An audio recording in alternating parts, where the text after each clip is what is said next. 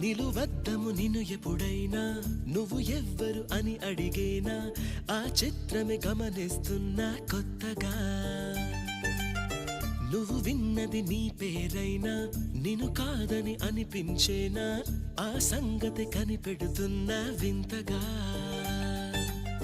నీ కన్నుల మెరిసే రూపం నాదేనా అనుకుంటున్నా